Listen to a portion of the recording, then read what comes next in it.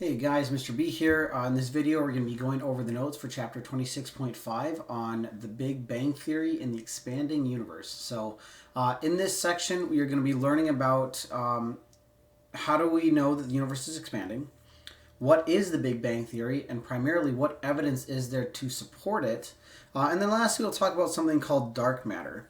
So the Big Bang Theory is obviously a very important scientific theory in space science. It is probably one of the most heavily debated theories that exists in science because there certainly is a lot of conflict between it and religious beliefs. So in this video, we're primarily going to be just learning about what is the Big Bang Theory, what does it say, and what evidence is there to back it up. Okay, my job here is not to convince you of anything in particular and make you believe one thing or another. My job here is to explain to you and teach you what science says, and as for what you want to believe in or think about, that is completely your choice. So all right, so first up, let's understand how we view things in the universe and in outer space in particular, so we can understand what we're looking at and how we can understand the Big Bang Theory. So when we are looking at things in space using telescopes, we have to understand that in order for us to see something, whether it be in space or even just right in front of you, light from that object needs to leave that object and hit the back of your retina, okay, in your eyeball, which then makes an image for your brain to see. Or light bounces off that object and it comes towards you.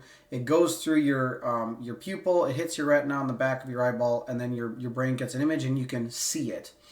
That's why, in a dark room that's pitch black, and let's say that there's no light leaking in from under any doors or anything, right?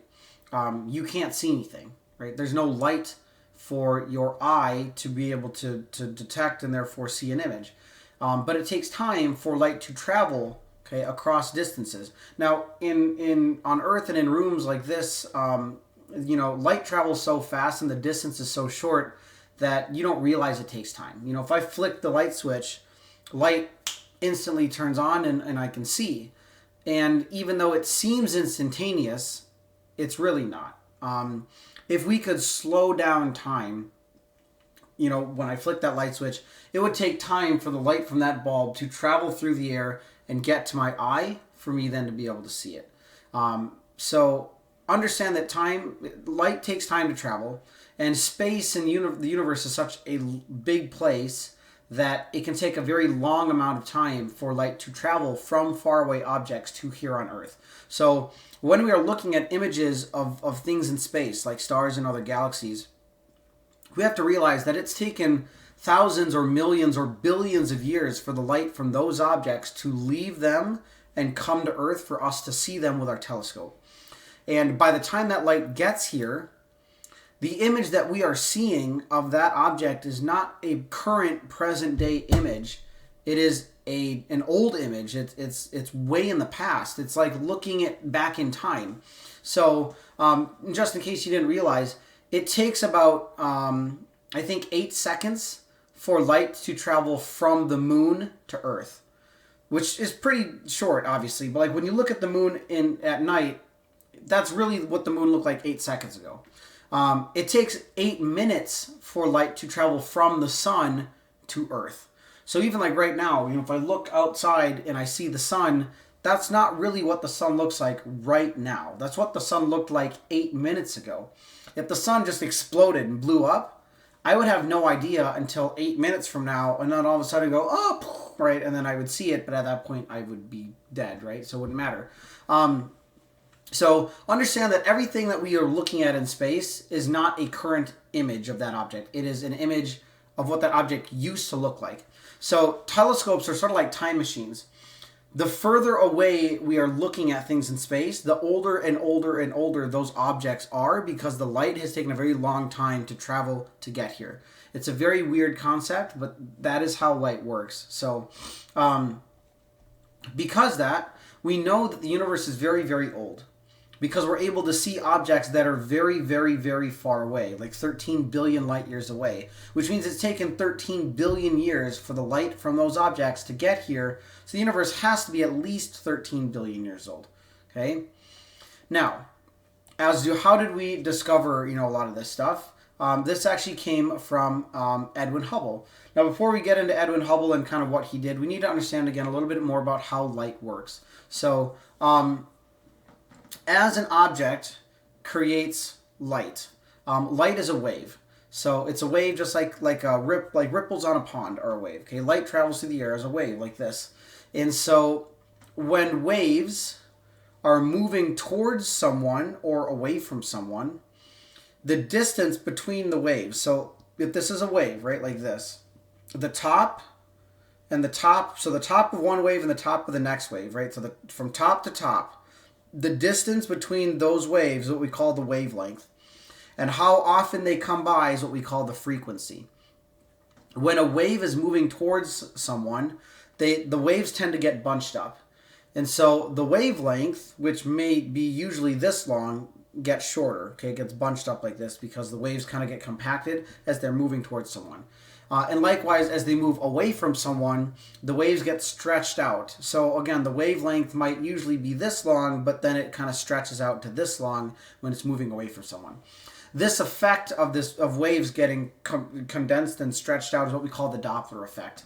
And you guys are used to the Doppler effect with sound all the time. If you've ever heard like an ambulance or a police car outside, or like the ice cream truck in the summer, you're in your house and you hear sirens going off. A lot of times you can tell if that police car or ambulance or siren or whatever is traveling away from your house or towards your house, like just by listening to it, right? You can listen and go, oh yeah, okay, they're driving away. Just you can tell, right, by the change in the sound and the pitch. That's called the Doppler effect. Or if like you're standing on, the side of a road and there's a police car or a siren or a fire truck that comes by, as it's coming towards you, it's kind of getting louder and more high pitched, and as it's going away, it gets less less loud and lower pitched. That's called the Doppler effect. So this works with sound, but it also works with light waves. And it works with stars and galaxies and everything that gives off light in space. And we need special machines to see this Doppler effect, but it's still visible, okay? So when a star or galaxy is coming towards Earth, the wavelength of the waves of light that object gives off get bunched up like this, okay? And bunched up short waves typically have a blue color.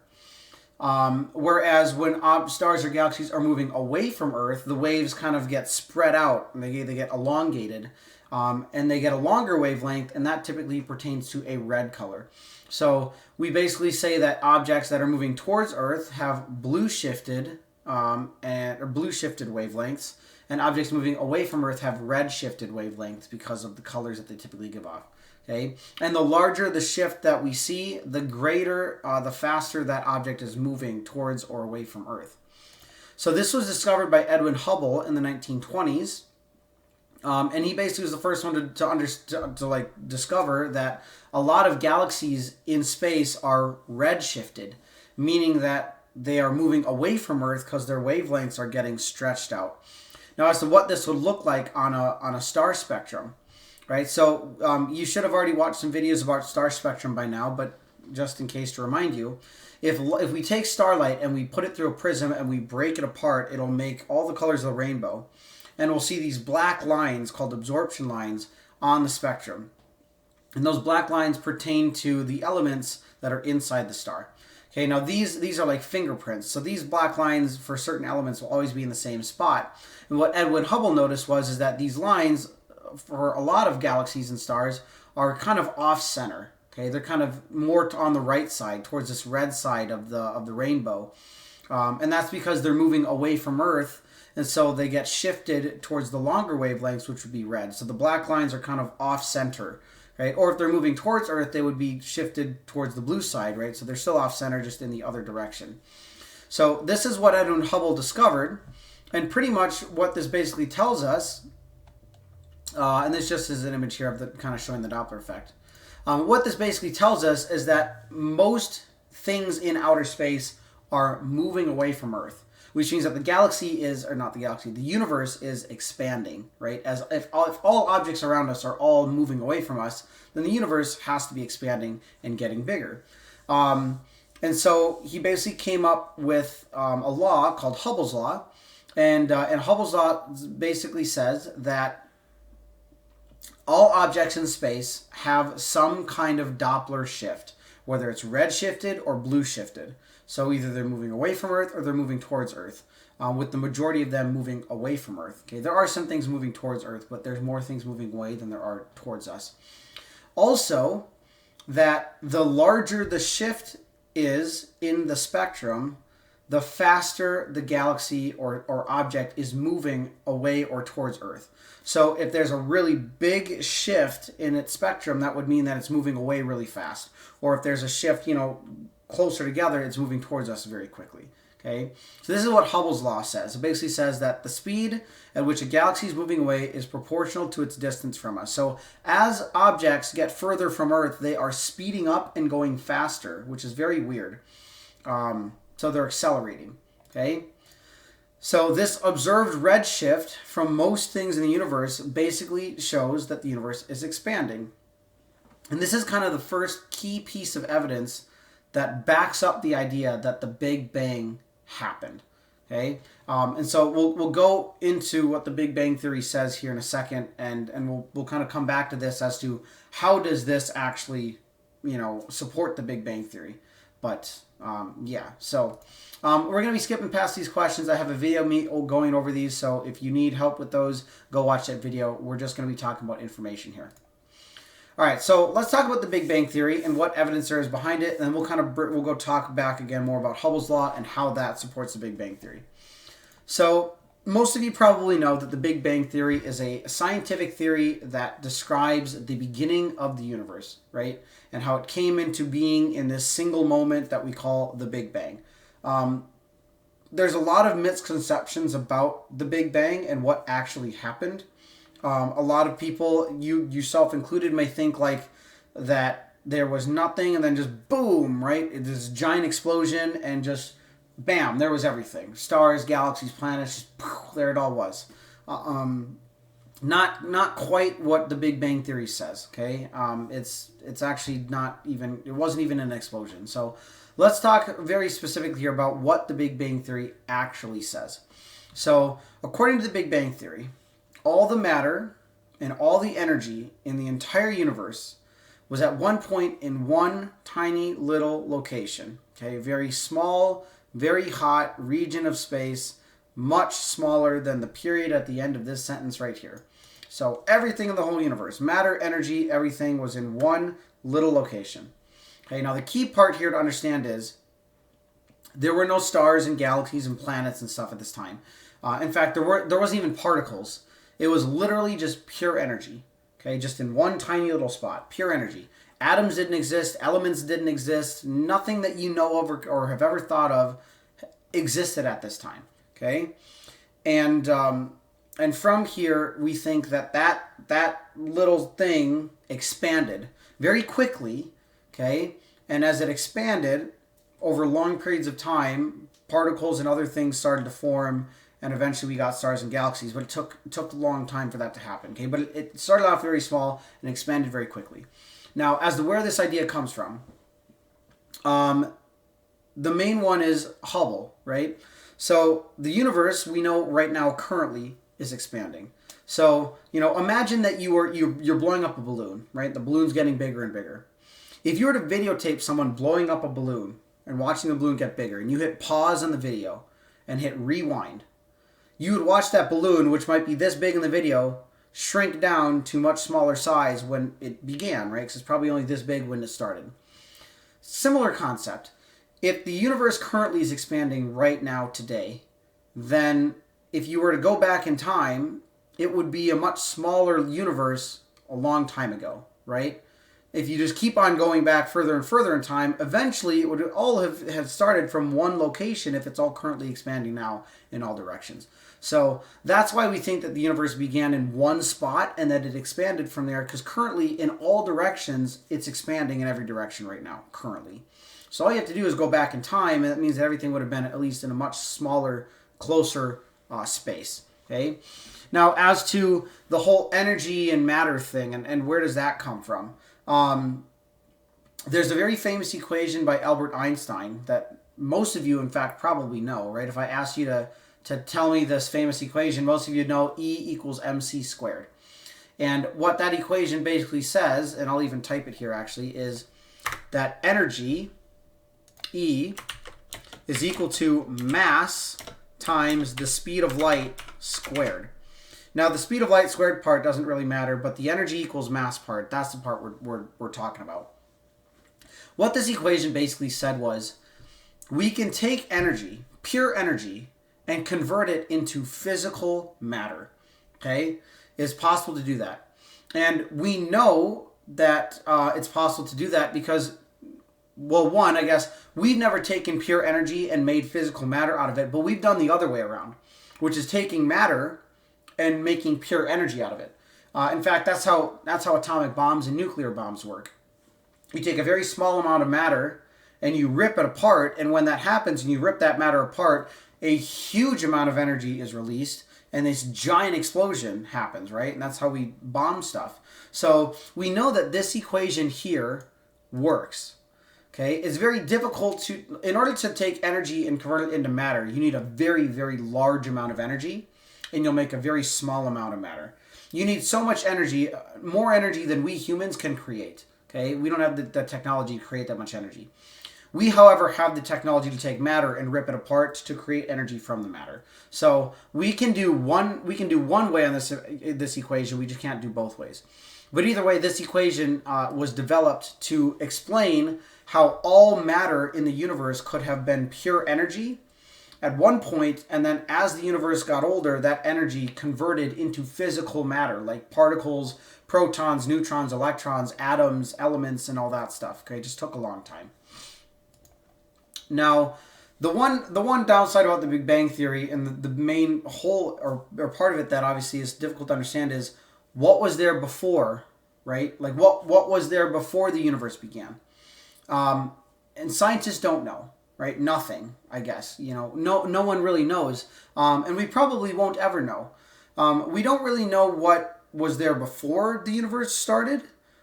All we do know is that once it did start, this is what happened. So the universe at one point was very small. It expanded very quickly, and as it expanded, it cooled down. As it cooled down, and over thousands of years, eventually particles were able to form from the energy, right? So we started to get physical matter.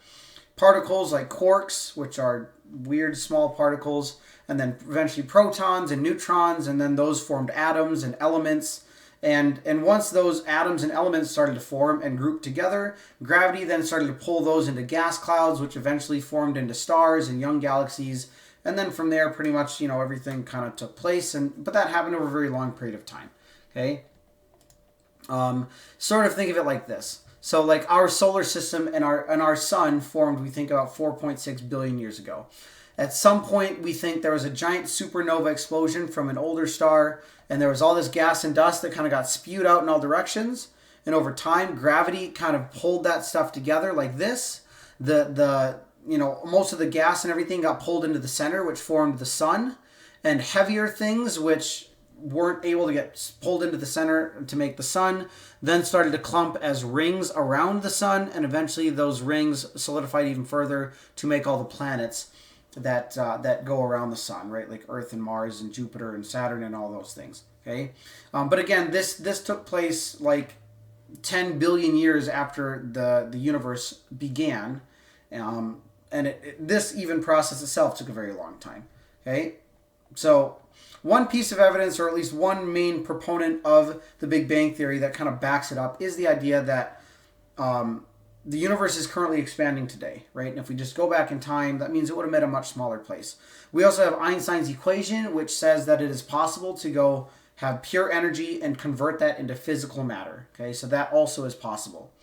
But there is at least another piece of evidence here that backs up this idea of the Big Bang, and that is what we call the cosmic microwave background radiation. So this was in the 1960s. There were two American physicists, Arno Penzias and Robert Wilson, both of which were doing an experiment with this large radio telescope. And they were just outside of like New York City. and they were pointing this giant antenna like up into the night sky, trying to detect. I don't even remember what exactly they were trying to detect. But as they were trying to do this experiment, they kept getting this very faint buzzing noise. And at first they were like, maybe there's something wrong with our machine. Let's make sure everything's calibrated right? So they check everything, turn it back on. They still get this buzzing noise. And they're like, well, that's weird. Well, maybe it's coming from like New York City, right? I mean, this picks up radio waves. New York City obviously has people and radios. Let's point it at the city, see if this buzzing noise gets louder.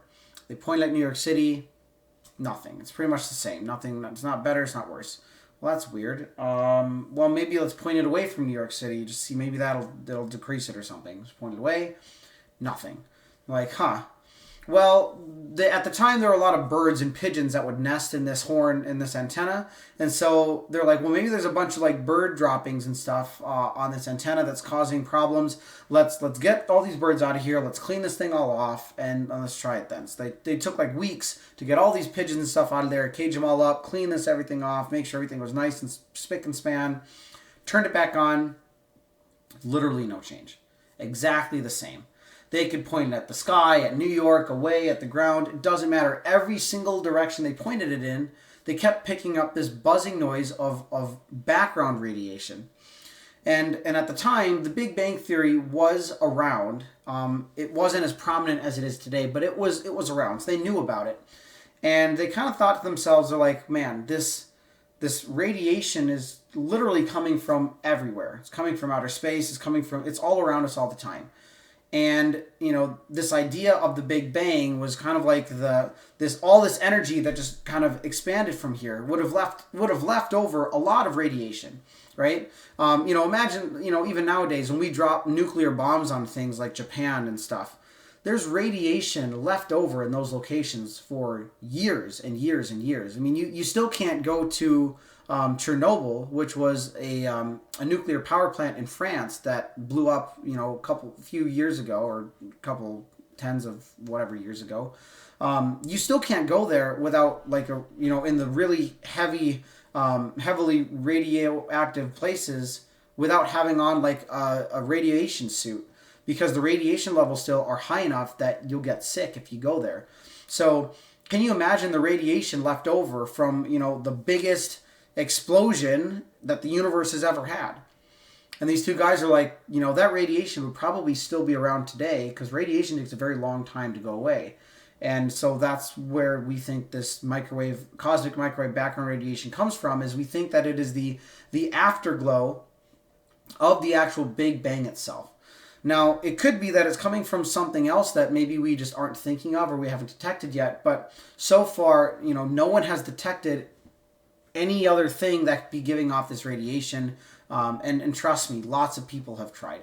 So as of right now, this background radiation is a very strong piece of evidence to support the idea that the Big Bang did occur, and that everything was energy and it expanded from there, sort of like a giant explosion, and that there's radiation just kind of left over all over the universe because of this giant event that occurred. So that's also a big piece of evidence that we have as well. So, all right, now we talked about a little bit about the age of the universe at the very beginning of this video, but we do think that the universe is roughly somewhere between 13 and 16 billion years old.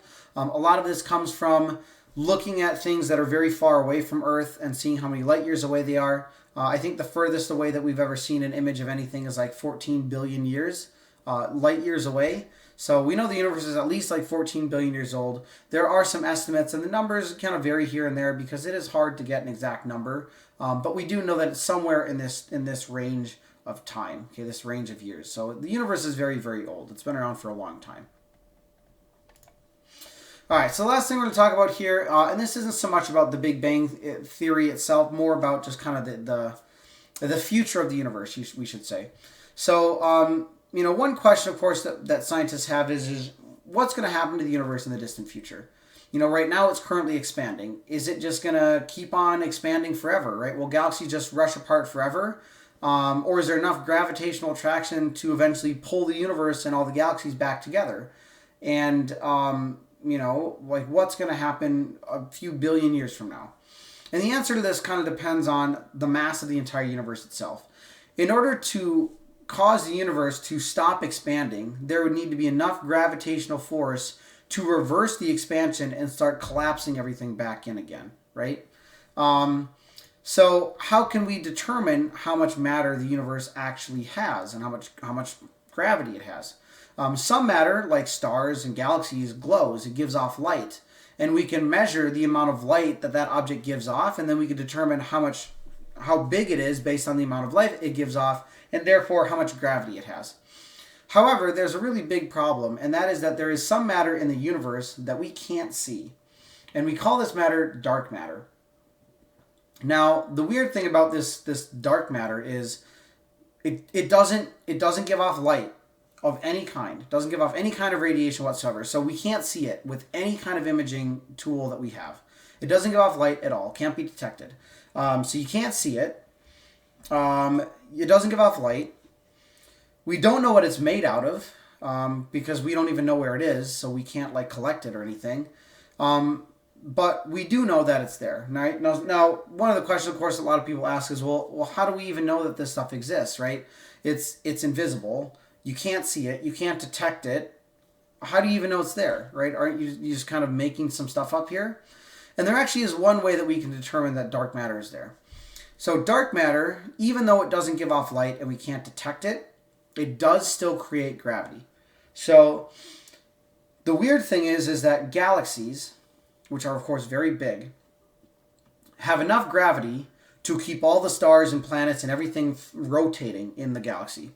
But if you were to measure how much stuff is inside of a galaxy and how much gravity they should all have, the funny thing is there should not be enough gravity from the visible stuff that you can see to keep galaxies together. They should fly apart, but they don't.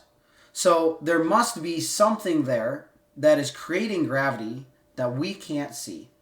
So we're going to call this stuff that we can't see dark matter. It's dark not because it's black, it's dark because it's invisible and we can't see it, right? Just like in a dark room, you can't see.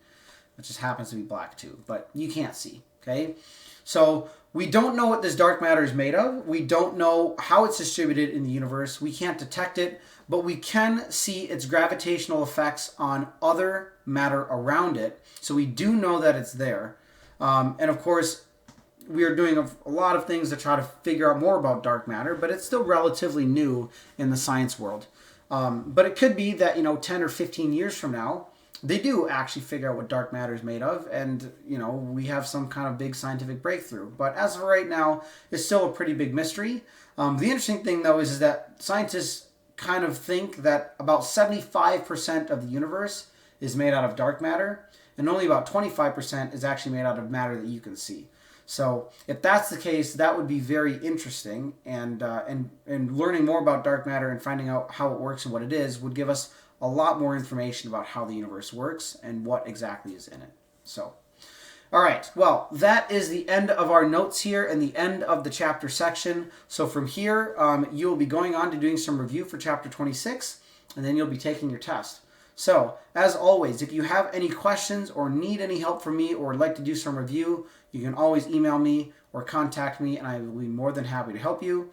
As for that, that's it for this. So, I will see you in the Chapter 26 review. Bye.